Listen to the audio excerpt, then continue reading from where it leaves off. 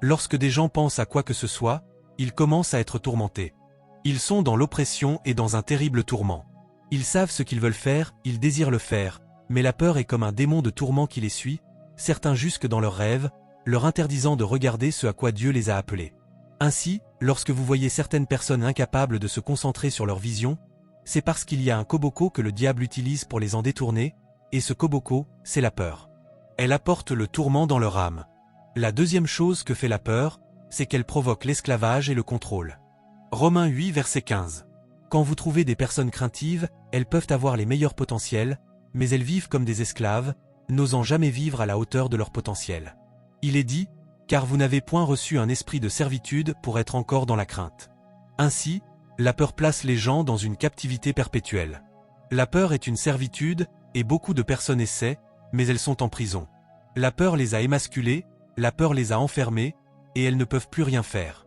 Alors, après un certain temps, elles finissent dans un état d'impuissance et de désespoir, et elles abandonnent complètement. C'est là qu'elles perdent leur vision. Enfin, la peur fait s'effondrer votre foi. C'est pourquoi, bien souvent, lorsque Jésus veut démontrer la puissance de la foi, il dit « Ne crains point, crois seulement ». Luc 8 verset 50. Ne crains point, crois seulement. Ne crains point, crois seulement. Car au moment où vous avez peur, votre foi est immobilisée. Pourtant, il est écrit que le juste vivra par la foi. Sans la foi, nous ne pouvons pas plaire à Dieu. Sans la foi, nous ne pouvons pas réussir dans ce monde. Et s'il existe une arme qui détruit votre foi, alors cette arme vous a véritablement détruit. Et cette arme qui détruit la foi, c'est la peur. Ainsi, vous trouvez quelqu'un qui a beaucoup de foi, mais la peur existe côte à côte avec cette foi, et au moment où la peur apparaît, la foi est immobilisée. Voilà pourquoi vous ne pouvez pas permettre à la peur d'habiter en vous, car c'est une arme du diable. Comment traiter la peur? Vous voyez ici de nombreuses écritures. La Bible dit que l'amour parfait chasse la peur. Si vous regardez votre destinée, et que ce n'est pas simplement « je veux être grand, je veux avoir une voiture », mais que vous regardez l'avenir en vous demandant « comment puis-je aider la société? Comment puis-je aider l'humanité? Comment puis-je glorifier Dieu ?» Vous découvrirez progressivement que cette peur disparaîtra. Ainsi, tandis que nous enseignons comment détruire la peur et aussi comment se concentrer sur la vision, vous allez voir que la plupart des activités prescrites seront des activités désintéressées, des activités orientées vers l'amour. Parce que si vous ne savez pas marcher dans l'amour, vous ne pouvez pas vaincre votre peur. Et si vous vous concentrez sur vos peurs, vous ne pouvez pas vous concentrer sur vos rêves. Pourtant, les rêves sont faits pour être rêvés même par les vieillards. Cela signifie que nous rêvons jusqu'au jour où nous quittons ce monde. Voilà pourquoi vous ne pouvez tolérer la peur une seule seconde. Commençons maintenant rapidement par la puissance de la visualisation, parce que tout ce parcours se déroulera dans vos sphères visionnaires. Si le diable veut injecter quoi que ce soit dans votre âme, il utilise la porte des yeux, la porte des oreilles. Ce sont les deux portes prédominantes que le diable utilise, parce que parfois il lui sera difficile de vous toucher, mais il sait que vous pouvez voir de loin, et vous pouvez aussi entendre de loin. Il utilise donc principalement ces deux portes pour dompter un peuple.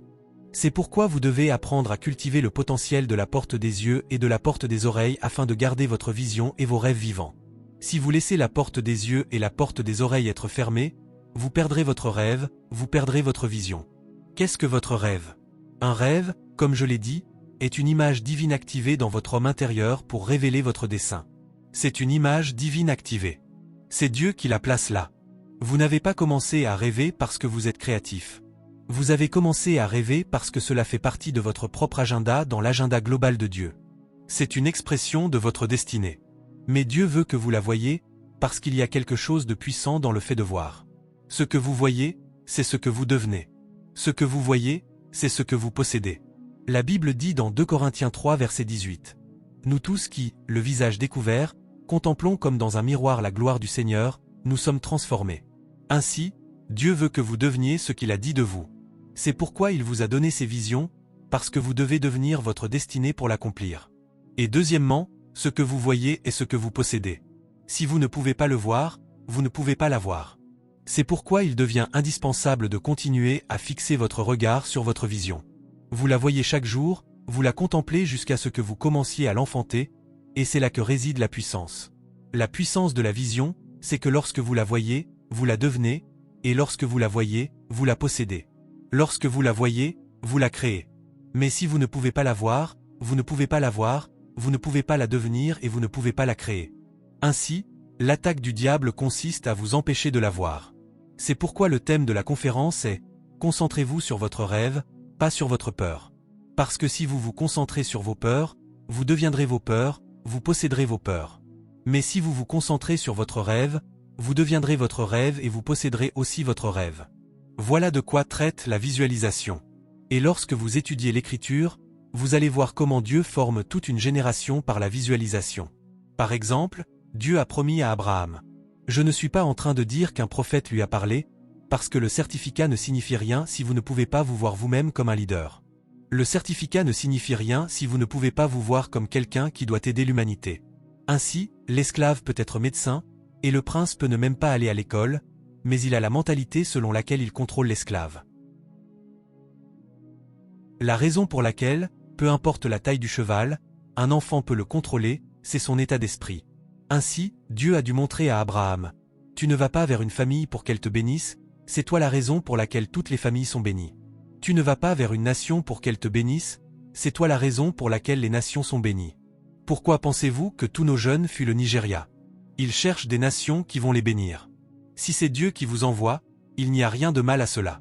Mais que Dieu m'interdise de courir vers l'Angleterre. Que Dieu m'interdise de courir vers l'Amérique en espérant que, si j'y vais, ma vie sera meilleure. Non, ma vie est meilleure parce que la gloire est à l'intérieur de moi. Ma vie est meilleure parce que Dieu est avec moi. Où que l'on m'emmène, l'effusion peut transformer un champ desséché en champ fertile, et elle peut transformer un champ fertile en forêt, parce que la bénédiction est en moi. Alléluia! C'est pourquoi, nous les fils, nous n'errons pas lorsque nous nous déplaçons, comme si nous étions à la recherche d'un héritage. C'est Dieu qui nous conduit. Nous avançons au fur et à mesure que nous sommes conduits. Nous sommes conduits, nous sommes conduits, nous sommes conduits, nous sommes conduits. Je discutais hier avec un ami. Il vivait avec un homme très riche, et pendant de nombreuses années, il a été garçon de maison, jusqu'au jour où ses yeux se sont ouverts, et il est parti sans rien. Il a osé sortir, parce qu'il a commencé à voir ce que Dieu lui avait dit. Et lorsqu'il est sorti, il a lancé sa propre entreprise. Pendant que nous parlions, il m'a dit qu'il n'y a pas un seul mois où cela ne dépasse pas 50 millions. Ceux qu'il a laissés dans cette maison y sont encore. Je ne dis pas qu'il y a quelque chose de mal à servir, mais je dis, voyez qui Dieu dit que vous êtes. Et quand vous le voyez, osez sortir. C'est ce que Dieu a fait pour Abraham. Si vous ne pouvez pas le voir, vous ne pouvez pas l'avoir. Si vous ne pouvez pas le voir, vous ne pouvez pas le devenir. Et ainsi, vous devez apprendre à vous détourner de vos peurs pour vous tourner vers vos rêves, parce qu'au moment où vous commencez à le voir, la puissance pour l'enfanter est activée. Dans Éphésiens chapitre 1 versets 15 à 18, voici la prière de Paul pour l'Église. Imaginez que vous deviez prier pour l'Église il y a 1000 ans. Imaginez que vous deviez prier pour l'Église il y a 500 ans. Votre prière serait-elle encore pertinente? Paul voulait prier pour l'Église. Il n'a pas dit que Dieu vous donne une voiture. Il n'a pas dit que Dieu vous donne un emploi. Il savait quel genre de prière il devait faire, une prière qui, même après 1000 ans, resterait pertinente. Et voici ce que Paul a prié. Il a dit, « C'est pourquoi, moi aussi, ayant entendu parler de votre foi dans le Seigneur Jésus et de votre amour envers tous les saints. » Passez au verset suivant. « Je ne cesse de rendre grâce pour vous, faisant mention de vous dans mes prières. » Quelle était cette prière? Que le Dieu de notre Seigneur Jésus-Christ, le Père de gloire, vous donne un esprit de sagesse et de révélation dans sa connaissance, et qu'il illumine les yeux de votre entendement, afin que vous sachiez. Voilà donc les 5 composantes de cette prière. Si vous revenez en arrière, revenez au verset précédent, il y avait 5 choses. L'esprit de sagesse, c'est Sophia, la capacité de saisir la connaissance. La révélation, c'est Apocalypsis, c'est le dévoilement, cela vous ouvre à une dimension où la réalité devient domicile. Ensuite, le mot connaissance est épignosie, l'expérimenter.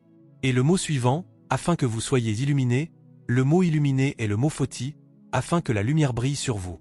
Ainsi, Paul savait que tout ce qu'ils allaient devenir dépendait de ce qu'ils voient. S'ils ne peuvent pas le voir, ils ne peuvent pas l'avoir. Sa première prière n'était donc pas « Dieu, bénis-les par la santé, bénis-les par une voiture, bénis-les par une promotion. » Non. Donne-leur des yeux qui voient. S'ils le voient, même si je ne suis plus là, ils le deviendront. S'ils le voient, même si aucun prophète ne les rencontre, ils le deviendront. Ainsi, le point culminant de la prière de Paul, c'est qu'ils puissent le voir. Et donc, si quelque chose détourne votre attention de votre rêve, cette chose vous a atteint. Peu importe ce que vous possédez, cela deviendra inutile. Votre première et plus grande bénédiction, c'est votre capacité à rester concentré sur votre rêve. Maintenant, comment construire cette concentration? Il y a 3 choses que je vais aborder rapidement. Premièrement, pour vous concentrer sur votre rêve, vous devez découvrir qui vous êtes, parce que la raison pour laquelle, bien souvent, les gens vacillent, c'est que les circonstances autour d'eux leur paraissent trop grandes. Ainsi, c'est leur manière de penser à leur propre insuffisance qui les déséquilibre, toujours en train d'essayer de faire quelque chose. Lorsque vous savez qui vous êtes, vous aurez de la stabilité. Lorsque vous savez qui vous êtes, vous resterez là où Dieu vous a placé. Si vous ne savez pas qui vous êtes, même si une fourmi bouge, vous tremblerez. Ainsi, la première chose à faire, c'est de revenir en arrière et de découvrir. Qui êtes-vous? Si vous savez qui vous êtes, il y a quelque chose que cela produit en vous. Il y a une gravité que cela apporte en vous. Et c'est dans cette gravité que vous commencez à voir, et à voir ce que Dieu a dit. Si vous ne savez pas qui vous êtes, bien souvent vous fuirez même avant que l'ennemi n'arrive. Il y a 5 choses avec lesquelles Dieu nous a conçus. Nous avons été bâtis pour être des vainqueurs. Nous avons été bâtis pour remporter la victoire. Nous avons été bâtis pour être un sujet d'émerveillement pour notre monde. La Bible dit que nous avons été faits d'une manière admirable et merveilleuse, et l'endroit où nous avons été faits n'était pas parmi les hommes, ce n'était pas parmi les anges, c'était dans la communauté de la divinité. Quand Dieu a dit « Faisons l'homme », aucun ange n'était là. C'était le Père parlant au Fils, et le Fils parlant au Saint-Esprit. Ainsi, si le Créateur a dit que vous avez été faits d'une manière admirable et merveilleuse, c'est une conversation au sein même du Créateur. C'est donc Dieu qui vous a regardé et qui a dit que vous aviez été faits d'une manière admirable. Le prophète n'a fait que capter cela comme une fréquence. Si donc Dieu vous regarde et dit que vous avez été faits d'une manière admirable, alors la circonstance capable de vous abattre n'a pas encore été créée. Bien souvent, la raison pour laquelle vous vous détournez rapidement de vos rêves, dans la peur, et commencez à courir dans tous les sens, c'est parce que vous ne savez pas comment vous avez été fait. Or, si vous savez qui vous êtes, chaque défi devient une plateforme de manifestation. Regardez Dieu, par exemple, dans Genèse 1 verset 1. La Bible dit que Dieu créa les cieux et la terre, et soudain il est dit que la terre était dans les ténèbres. Le mot utilisé est tohu, c'est le vide et le désordre. Malgré cela, Dieu n'a pas été ébranlé, parce que Dieu sait qui il est. J'ai créé cela auparavant, je peux encore le créer. La raison pour laquelle Dieu n'était pas troublé, c'est qu'il savait qu'il était Dieu. Et la Bible dit que l'Esprit de Dieu planait au-dessus de l'abîme. Dieu contemplait. Dieu réfléchissait. Dieu imaginait. Dieu formait une image de ce qu'il voulait voir. Lorsqu'il eut fini de le concevoir, il commença à parler, que la lumière paraisse. Mais un homme qui ne sait pas qui il est, au moment où il est dans la crise, il fuit avant même de parler, au lieu de s'asseoir pour contempler et pour créer ce que Dieu a dit qu'il serait. Puis, dans son désarroi, le diable viendra le déstabiliser et le détruire. Si vous savez qui vous êtes, vous aurez de la stabilité. Alors, qui êtes-vous? Il y a 5 choses qui caractérisent qui vous êtes. La première, c'est la nature de Dieu. Vous portez l'ADN de Dieu. C'est pourquoi vous devez croire que rien ne peut vous abattre. Et c'est à partir de cette position que vous pouvez vous concentrer sur ce que Dieu vous a dit au lieu de vous concentrer sur les circonstances. Vous portez l'ADN de Dieu. Genèse 1 verset 26, faisons l'homme à notre image. Si Dieu nous avait créés comme un archange, cela aurait déjà été suffisant, ce serait déjà extraordinaire. Si vous lisez la Bible et que vous voyez la stature des anges, cela vous humilierait. Il y a des anges qui peuvent se tenir là, et la Bible dit, dans le livre de l'Apocalypse, qu'un ange se tint sur la terre, l'un de ses pieds couvrait toutes les mers et l'autre couvrait toute la terre. Il est dit que sa tête était dans le ciel. Et il est dit que cet ange cria, et qu'un tiers de tous les oiseaux moururent. Voilà la stature d'un ange, un seul ange. Si Dieu nous avait créés comme ces anges de haut rang, cela aurait déjà été suffisamment redoutable. Mais il ne nous a pas créés comme l'un d'eux. La Bible dit, faisons l'homme. Si Dieu vous avait créé à l'image du Saint-Esprit, cela aurait déjà été suffisamment saisissant. S'il vous avait créé à l'image du Fils, cela aurait déjà été suffisamment redoutable. S'il vous avait créé à l'image du Père, cela aurait déjà été suffisamment spectaculaire. Mais il ne vous a pas créé à l'image du Saint-Esprit. Il ne vous a pas créé à l'image du Fils. Il ne vous a pas créé à l'image du Père. Il vous a créé comme une compilation du Père, du Fils et du Saint-Esprit. Ainsi, en vous se trouve la dimension du Père. En vous se trouve la dimension du Fils. En vous se trouve la dimension du Saint-Esprit. Ainsi, lorsque vous apparaissez, on peut voir le Père, on peut voir le Fils, et on peut voir le Saint-Esprit. Est-ce vraiment vous que le loyer peut tuer? Est-ce vraiment vous que le cancer peut tuer? Est-ce vraiment vous que le manque d'emploi peut détruire? Quand l'ennemi vient, dites-vous à vous-même, quand je bouge, Dieu bouge. Quand j'apparais, Dieu apparaît. Parce que tel il est, tel nous sommes, non pas au ciel, mais dans ce monde. C'est pourquoi nous avançons, nous ne reculons pas. Rien ne peut nous faire reculer. Rien ne peut nous menacer. Rien. Jetez-moi en prison, j'y aurai des rencontres. Rien ne peut briser votre esprit. Tel il est. Si j'étais seulement comme Jésus, cela aurait déjà été suffisant. Si j'étais seulement comme le Saint-Esprit, cela aurait déjà été suffisant. Si j'étais seulement comme le Père, cela aurait déjà été suffisant. Mais quand je me montre, Jésus se montre, le Saint-Esprit se montre, le Père se montre, parce que ma constitution est une combinaison du Père, du Fils et de l'Esprit. Ainsi, quand je pense, le Père pense, le Saint-Esprit pense, le Fils pense. Quand je parle, Dieu parle. Il a dit, quand ils vous entendent, ils m'entendent. Ainsi, quand le diable se manifeste, parfois entrez dans la prière. Quand vous priez, quand vous apparaissez, parfois vous apparaissez avec la dimension du Saint-Esprit. Vous savez que le Saint-Esprit est mystérieux. C'est pourquoi la Bible dit, le vent souffle où il veut, et tu ne sais d'où il vient ni où il va.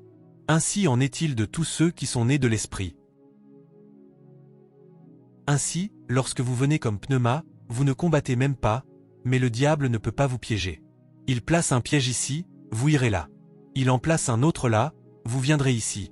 Il se ligue contre vous, et vous vous volatilisez, et il se demande, que se passe-t-il donc ici? Je suis le vent. Tel il est, tel je suis. Et il se demande, pourquoi ne pouvons-nous pas l'atteindre? Vous ne pouvez pas attraper le vent. Voilà la dimension du Saint-Esprit dont Jésus parlait lorsqu'il disait que, même si vous marchez sur des serpents et des scorpions, ils ne pourront vous faire aucun mal, et même si vous buvez quelque chose de mortel, cela ne pourra en aucune manière vous nuire, parce que vous êtes devenu invincible. À ce niveau, vous n'êtes pas encore en train de combattre, vous êtes simplement invincible. Ainsi, il se ligue, il prononce votre nom dans le sanctuaire occulte, le feu apparaît. Vous ne combattez pas, vous êtes simplement en train d'être le Saint-Esprit, vous opérez comme le Saint-Esprit. Et puis, parfois, vous passez à la dimension du Fils et vous commencez à opérer comme le Fils. Le Fils est la parole prononcée, c'est le domaine de la prophétie. Il se ligue, et pendant que vous priez, vous êtes en train de prier, puis, après un moment, des paroles commencent à jaillir de votre esprit, des paroles commencent à jaillir de votre esprit, des paroles commencent à jaillir de votre esprit. Alors vous levez les yeux et vous commencez à parler. À cet instant, vous passez du Saint-Esprit au Fils, parce que toutes ces dimensions sont à l'intérieur de vous. Ils ont dit que vous ne prospérerez pas, et au bout d'un moment vous parlez, puis les paroles sortent, et à mesure qu'elles sortent, vous commencez à prophétiser, vous commencez à créer, et vous dites. Béni soit l'homme qui ne marche pas selon le conseil des méchants, qui ne se tient pas dans la voie des pécheurs et qui ne s'assied pas au siège des moqueurs, mais qui trouve son plaisir dans la loi du Seigneur et qui médite cette loi jour et nuit. Il est comme un arbre planté près des courants d'eau vive. Son feuillage vient en sa saison. Il produit son fruit en sa saison. Oui, je produis mon fruit en ma saison. Tout ce qu'ils ont dit, vous l'annulez, parce que la parole crée. Peu importe le barrage, peu importe ce qu'ils ont dit. Voyez-vous, quand la prophétie est libérée, même des ossements desséchés peuvent devenir une grande armée. Ainsi, parce que vous avez été créés dans l'image du Fils, les paroles qui créent sont à l'intérieur de vous. Le problème, c'est que vous vous êtes distrait en regardant vos peurs. Ils vous ont dit que vous mourrez demain. Allez à l'autel. Il y a une parole là. Il y a une parole. Il est dit qu'il soutient toute chose par la parole de sa puissance. Je ne suis pas soutenu par les promesses des hommes. Je ne suis pas soutenu par le sang. Je suis soutenu par la parole de sa puissance. Ainsi, peu importe à quel point la situation semble désespérée, depuis l'autel les paroles peuvent jaillir, et lorsque les paroles jaillissent, toutes choses peuvent changer, tout peut se renverser. C'est ainsi que l'on reste concentré sur sa vision. Dès lors, plus rien de ce qu'ils disent ne vous ébranle. Ils vous ont dit que votre patron a dit quelque chose. Certaines personnes se sont liguées contre vous au bureau. Allez à votre hôtel, allez-y. Même votre patron a été créé par la parole. Le bureau a été créé par la parole. La terre a été créée par la parole. Lorsque vous saisissez la bonne parole, vous la projetez dans cette circonstance. Oh, mon Dieu! Il est dit, quand les hommes sont abattus, toi tu diras qu'il y a relèvement. Il a dit, bien que les ennemis viennent, comme un fleuve, l'Esprit du Seigneur élèvera un étendard contre eux. Il a dit, qu'ils se rassemblent, ils seront dispersés. Qu'ils prennent conseil ensemble, cela sera réduit à néant. Qu'ils prononcent une parole, elle ne tiendra pas, car notre Dieu est au milieu de nous, il est au milieu de nous. Il a frustré les desseins des hommes rusés, de sorte que leurs mains ne peuvent accomplir leurs entreprises. Je porte des paroles dans mon esprit. Je porte des paroles dans mon esprit. Mon Dieu! Frères et sœurs, il y a des paroles dans votre esprit. Savez-vous ce que Jérémie a dit? Il a dit, « C'est avec joie que vous puiserez de l'eau aux sources du salut. » C'était bon, mais dans le Nouveau Testament, vous n'avez pas besoin d'une coupe. Une coupe ne suffit pas. Non.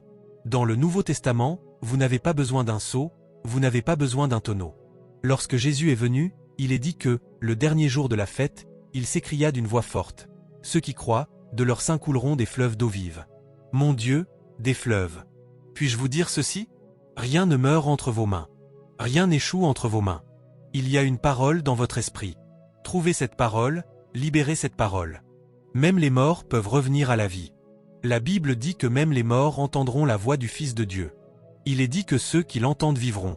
Rien ne meurt avec vous. Vous n'avez simplement pas encore trouvé cette parole. Et la raison pour laquelle vous n'avez pas cherché cette parole, c'est parce que vous ne savez pas que vous avez été créé à l'image du Fils. C'est pourquoi vous vous êtes laissé distraire par votre peur. La prochaine fois que la peur viendra, saisissez la parole, prenez-la, elle est dans votre esprit. Jésus a dit que l'homme ne vivra pas de pain seulement, mais de toute parole.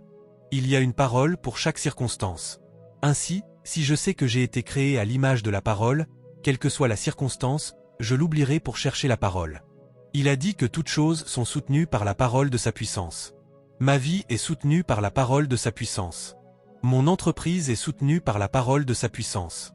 Ma carrière est soutenue par la parole de sa puissance. Ma famille est soutenue par la parole de sa puissance. Ainsi, lorsqu'il y a une attaque contre quoi que ce soit, je trouve la parole, et quand j'obtiens la parole, je peux changer la situation. Je peux la changer, je peux la changer. Et vous savez, vous avez aussi été créé à l'image du Père. C'est le domaine de la foi, c'est le domaine de la domination. Alors parfois, lorsqu'il y a un problème, restez calme, ne chancellez pas. Il est dit, tenez-vous tranquille, et vous verrez le salut de Dieu. Voyez-vous, vous pouvez simplement rester calme, et après quelques secondes, une prise de conscience surgit dans votre esprit, puis vous vous levez, vous donnez une loi, et la situation change. Même vous, vous ne saurez pas comment, mais vous saurez ce qui s'est passé. Vous êtes entré dans la dimension du Père, parce que le Père est le Seigneur de tout. Quand il parle, c'est le gouvernement. Et toutes ces dimensions sont en vous. Si donc vous avez peur, c'est parce que vous ne savez pas dans quelle image vous avez été créé. Il a dit, faisons l'homme à notre image, selon notre ressemblance. Si vous savez cela, la peur vous quittera. Vous cesserez de vous concentrer sur la peur, et vous commencerez à vous concentrer sur ce qui est à l'intérieur de vous. Vous savez, l'une des manières de vivre la vie chrétienne, c'est de découvrir ce qu'il y a en vous, parce que le christianisme n'est pas une religion, c'est la divinité exprimée à travers l'humanité. Paul a dit, voici le mystère des siècles, Christ en vous, l'espérance de la gloire. Ainsi, chaque fois que vous cherchez à l'intérieur, vous découvrez que vous ne vous connaissez pas encore vous-même.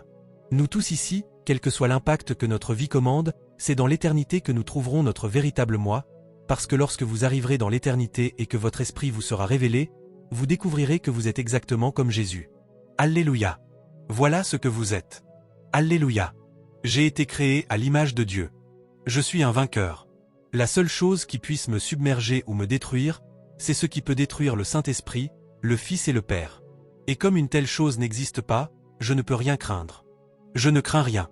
Je prends l'engagement de vous dire, je ne crains rien, parce qu'en moi se trouve le Père, le Fils et l'Esprit.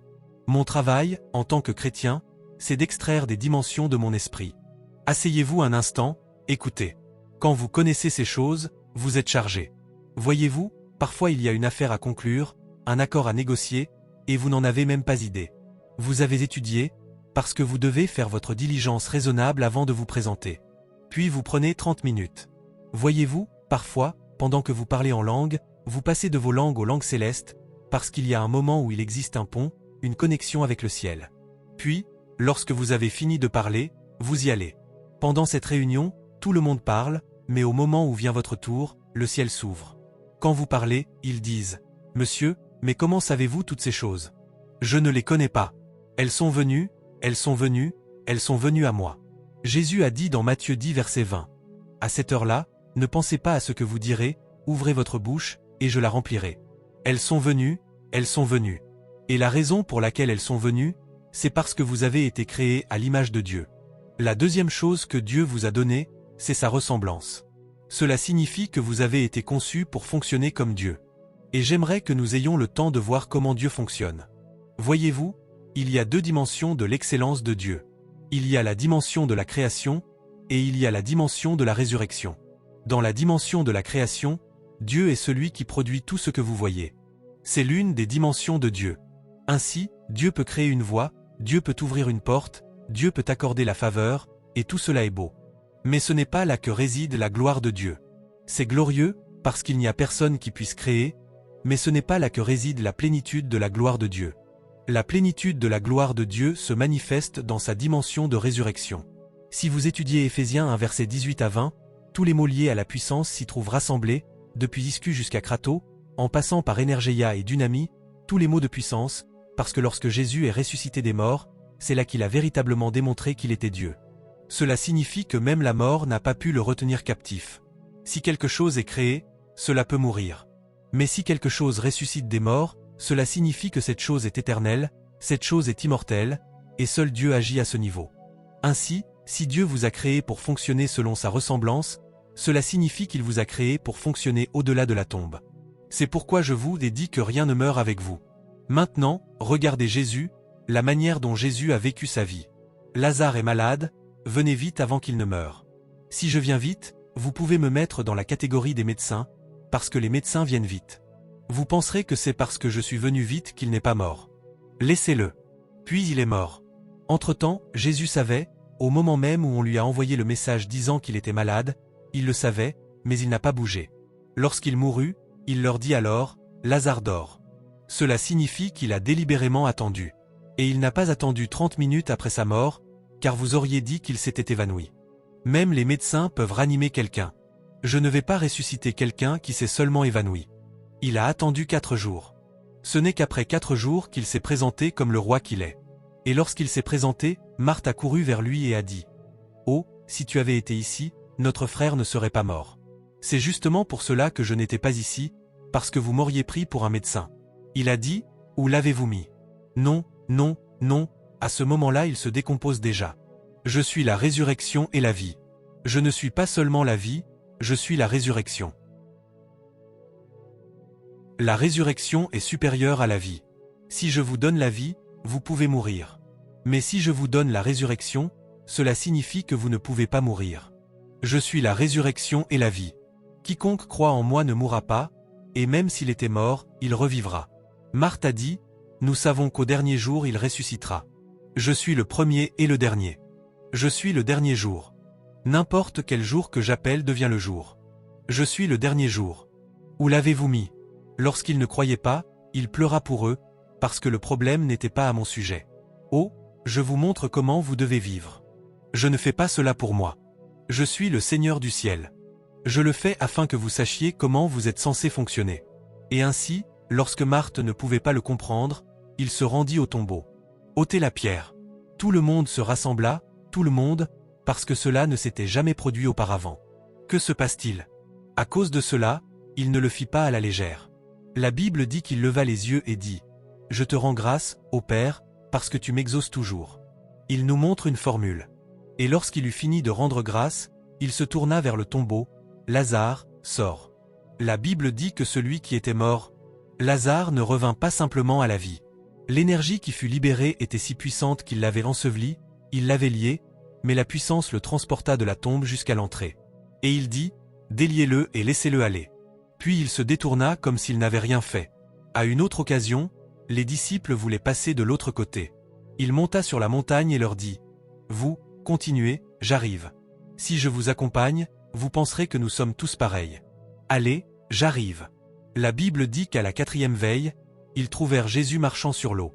Vous savez ce qu'ils avaient lu dans leur Torah, Moïse avait fendu la mer Rouge, Élie avait fendu les eaux. Alors ils pensaient que le sommet du miracle, c'était de diviser l'eau. Mais il existe un niveau auquel vous parvenez où vous ne voyez même plus l'eau. Ce que vous voulez, c'est ce que vous voyez. Voilà la réalité. Et il venait en marchant sur l'eau, marchant. Et Pierre dit, c'est un fantôme. Il dit, non, c'est moi. Il dit, si c'est toi, ordonne-moi de venir. Il dit, maintenant, tu commences à comprendre. Je ne marche pas sur l'eau pour vous montrer que je le peux. J'ai créé l'eau. Je marche sur l'eau pour vous montrer que vous aussi, vous le pouvez. Maintenant, viens. Et Pierre commença à marcher. Oh, alors cette chose n'est pas seulement au sujet de Jésus. Quiconque croit en lui, vient, parce que tu as été créé selon sa ressemblance. 5000 hommes n'avaient rien à manger. Voilà un bon endroit pour avoir peur. Que faire? Il disait, n'y pensez même pas, parce que même s'il y avait ici une boulangerie, vous ne pourriez pas les nourrir, et s'il vous fallait de l'argent, le salaire d'une année ne suffirait pas pour donner à chacun une seule bouchée. Nous ne parlons pas de salaire. Oui, parce que vous, parmi les hommes, vous appliquez les principes des hommes. Mais lorsque vous arrivez à une impasse, souvenez-vous que vous avez été créé selon sa ressemblance. Qu'avez-vous? Il dit, eh bien, il y a ici un jeune garçon avec 5 pains et 2 poissons. Apportez-les. La même formule qu'au tombeau, merci, ô Père. Donnez-leur. Si c'est moi qui le fais, vous penserez que c'est seulement moi. Prenez. C'est dans leurs propres mains que le miracle se produisait. C'était dans leurs propres mains, c'était dans leurs propres mains. Ainsi, lorsque Jésus partit, ils découvrirent alors que tout ce qu'il avait fait, c'était pour nous enseigner comment nous devons vivre. C'est alors qu'ils comprirent qu'ils avaient été créés à son image et selon sa ressemblance. Ils dirent donc à Pierre, « Des gens sont malades. » Il dit, « Attendez. » Il alla au temple, il pria. Lorsqu'il en sortit, ils étaient trop nombreux. « Mettez-les là, que j'utilise mon nombre. » Vous savez, Jésus leur avait dit, « Si vous imposez les mains aux malades, ils seront guéris. » Mais ils découvrirent alors que cela n'était que le niveau de base pour tous ceux qui sont en Dieu. Il existe des dimensions. Et ainsi, Pierre passa de l'imposition des mains à l'utilisation de son ombre. Paul entendit parler de cela. Maintenant qu'ils utilisent l'ombre, il dit, « Si je dois utiliser mon ombre, il faut que je sois présent. Mais si je ne suis pas là, alors des mouchoirs et des linges étaient pris sur le corps de Paul. Comment les démons les reconnaissaient-ils?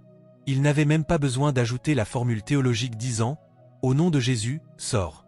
Le mouchoir portait déjà suffisamment. Ainsi, Paul savait que si vous fonctionnez selon la ressemblance de Dieu, même la sueur qui sort de vous porte quelque chose. Nous n'avons pas été créés pour être ordinaires. Nous avons été créés pour vivre le surnaturel naturellement. Voilà pourquoi vous ne pouvez pas permettre à la peur de vous distraire. Écoutez, si vous savez cela, chaque défi auquel vous faites face devient une plateforme de manifestation. Notre plateforme n'est pas un pupitre. Aujourd'hui, des gens gardent de la rancune. Oh, il y a une conférence, c'est moi qui devrais diriger le chant, c'est moi qui devrais prendre l'exhortation d'ouverture. Oubliez cela. Votre plateforme, ce sont les crises de la vie. Pourquoi chantez-vous aujourd'hui les louanges du ministère du pasteur Adébois? Parce que, lorsque des gens mouraient, c'était une opportunité de prouver qu'il s'agissait d'un appel apostolique. C'est la crise qui révèle votre plateforme. Ainsi, lorsqu'une plateforme se présente, dites-vous, que ferait Dieu s'il était ici? Voilà comment vous vous concentrez sur votre vision. Voilà comment vous vous concentrez sur votre rêve. Vivez le surnaturel. Pourquoi pensez-vous que le premier livre après les évangiles synoptiques s'appelle les Actes des Apôtres? Il démontrait Dieu, parce que nous avons été créés selon sa ressemblance. Et ce n'est pas tout. La troisième chose que Dieu nous a donnée, c'est son autorité. Dans Genèse 1 verset 28, il dit qu'il domine.